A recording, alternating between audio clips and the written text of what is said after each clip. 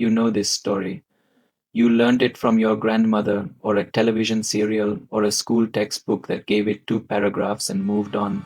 Maybe you first encountered it through the 1988 Mahabharata, or through one of the dozens of retellings that have made it one of the most recognized epics in human history. You know it like this. Draupadi, the daughter of King Drupada, born from fire, the most beautiful woman of her age, was won by Arjuna at his Swayamvar. He shot the fish, he claimed the prize, and then, through a misunderstanding, a single careless sentence spoken by their mother Kunti, Draupadi became wife to not one Pandava, but all five. She did not choose this. But the story moves on quickly, as stories do when they are uncomfortable. That is the story you know. Now let me tell you what the Mahabharata itself in its oldest surviving layers actually says about who Draupadi was, what she wanted, and what was done to her in the name of Dharma. The version of Draupadi's story that most people know treats her polyandrous marriage as an accident, a cosmic mix-up. Kunti said, "Share whatever you have brought home," without knowing Arjuna had brought home a woman. The gods had their reasons. The past life explanation was offered, and Draupadi, it is implied, accepted her fate with grace. What this version requires you not to ask is a very simple question. Was she asked? At no point in the Swayamvar, not in the Adi Parva, not in the Sabha Parva, does anyone pause the proceedings to ask Draupadi whether she consents to this arrangement. The men around her, her father, her brother Drishtadumna, the five Pandavas, the sage Vyasa who appears conveniently to provide theological justification, all speak at length about what should happen to her. Draupadi speaks once. She objects to marrying Karna. That is the only preference she is permitted to express, and even that scholars have long noted reads less like a personal choice and more like a political calculation made by her father Drupada, enacted through his daughter's voice. She was born from fire to fulfill her father's revenge. She was won at a tournament like a trophy. She was distributed among five brothers like a shared inheritance. And the text calls this Dharma. But go deeper into the Mahabharata, into its folk variants, its regional retellings, its southern and northeastern oral traditions, and a completely different Draupadi begins to emerge. In the Tamil tradition, Draupadi is not a secondary character in the Pandava story. She is the center of her own. The Draupadi Amman cult, one of the oldest continuous religious traditions in South India, still active across Tamil Nadu today, worships Draupadi not as a wife, not as a queen, not as a victim of circumstance, as a goddess. A fierce, autonomous, terrifying goddess who walked through fire, who demanded justice, who was never fully tamed by the world she was placed in. In these traditions, Draupadi's fire birth is not a miraculous origin story. It is a statement of nature. She came from fire because she was fire, because she was not built for the life that was assigned to her, because the heat in her was always going to be more than 5 husbands and a burning palace could contain. The Sanskrit scholar Alf Hiltibaitel, who spent decades studying the Draupadi cult traditions, documented how radically these regional versions differ from the Brahmanical mainstream text. In the folk traditions, Draupadi makes choices. She speaks with authority. She curses. She demands. She refuses. She is not graceful about what is done to her. She remembers every single thing. Let us talk about the past life explanation, because this is where the official story becomes truly strange. When Draupadi protests even mildly, even within the bounds the text permits her, the sage Vyasa appears. He tells her father, and through her father tells her, that in a previous life she was a devoted woman who prayed to Shiva for a husband with 5 qualities. Shiva, pleased, said she would receive not one husband with 5 qualities, but 5 husbands, one for each quality. This is presented as divine logic, as cosmic resolution, as comfort. But consider what this explanation actually does. It takes a living woman's objection and dissolves it into a story about a woman who no longer exists. It says, the Draupadi standing in front of you did not choose this, but a different Draupadi in a different life asked for something. and that asking made by someone else, in a body you do not remember, in a moment you cannot verify, now binds you completely. It was not a theological explanation. It was a silencing mechanism. And it worked for centuries, for millennia.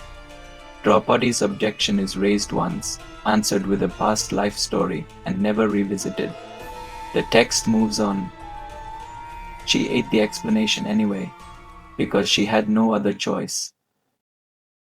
The ancient Indians knew the dice game was wrong. That much is clear in the text itself. Think about what everyone else in that hall did. Bhishma, the grandfather, the man whose very name meant protector, sat silent. Drona, the greatest teacher of his age, sat silent. Vidura, who explicitly knew what was happening was adharma, sat silent. Dhritarashtra, the king, sat silent. Hundreds of warriors, princes, and priests sat silent. Not one of them stood up. Draupadi alone spoke. Draupadi alone argued. Draupadi alone asked the question that the entire assembly did not want to answer. Was Yudhishthira entitled to stake me? Had he not already lost himself and therefore lost his right to stake anything that was mine? This is not a small question. This is one of the most profound legal and philosophical questions in the entire Mahabharata. Scholars and commentators have argued about it for 2000 years. Yudhishthira staked himself first, under the rules of the game. A man who has lost himself is no longer a free agent. He cannot stake further possessions. Draupadi's argument was legally coherent. The assembly's response was to ignore it, to proceed, to disrobe her anyway, while every man in that hall looked at the floor or looked at the ceiling or looked anywhere but at what they were allowing to happen. And the text, the same text that will later hold Yudhishthira up as the embodiment of Dharma, never cleanly resolves this, because it cannot, because Draupadi was right, and the story knows she was right, and it moves forward anyway. Draupadi did not forgive this. She said so explicitly. She unbound her hair, the hair a married woman kept covered, kept sacred, kept wound close to her body as a mark of protection, and she left it loose. A declaration. She would not bind her hair again until it was washed in the blood of the man who had dragged her by it. That is not the gesture of a woman who accepted what happened to her. That is the gesture of a woman keeping score. In the Draupadi Amman temples of Tamil Nadu, where she is worshipped as a goddess, not commemorated as a character, the rituals include something remarkable: firewalking. Devotees, men and women, both walk across burning coals in her honor, not as penance, not as punishment, as a demonstration of what Draupadi represents, the ability to walk through fire and not be destroyed by it. She was born from fire.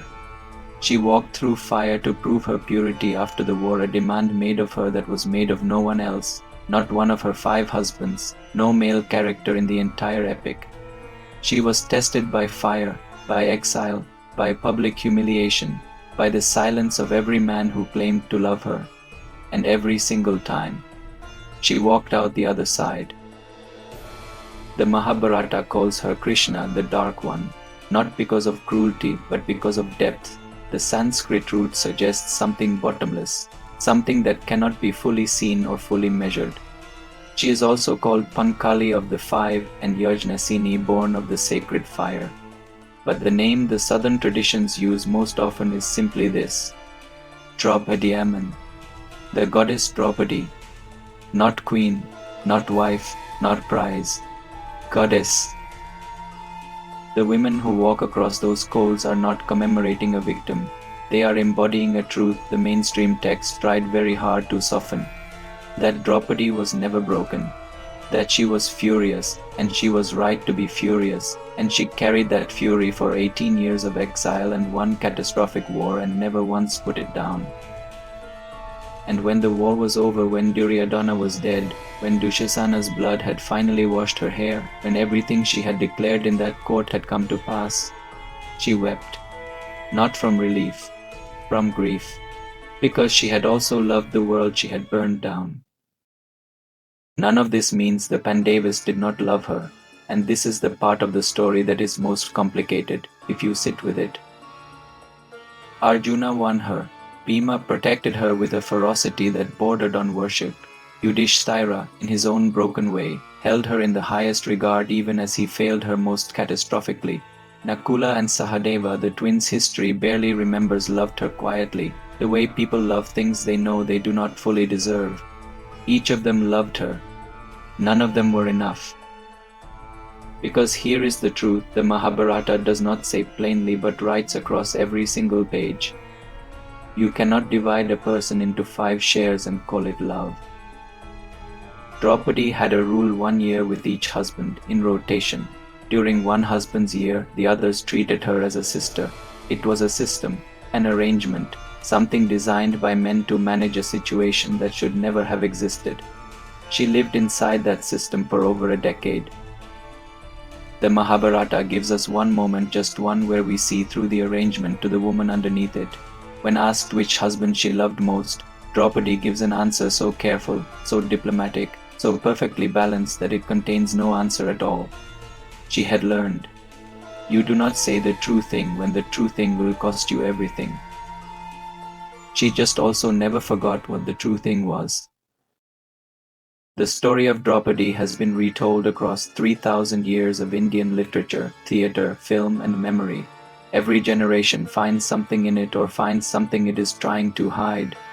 For a long time, the retelling focused on her as a symbol of the honor that must be protected, of the insult that started a war, of the fire that consumes everything when the wrong people are pushed too far. More recently, in contemporary Indian literature, in feminist tree readings, in the work of writers like Chitra Banerjee Devakaruni, whose novel The Palace of Illusions gives Draupadi her own voice for the first time in mainstream fiction, something older is being recovered. A Draupadi who is not a symbol. A Draupadi who is a person. There is a reason this version resonates so deeply right now.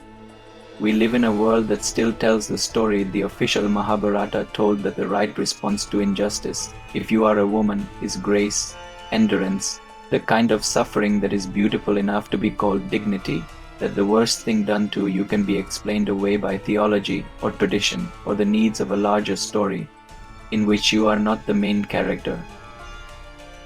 But the firewalking women of Tamil Nadu knew something different.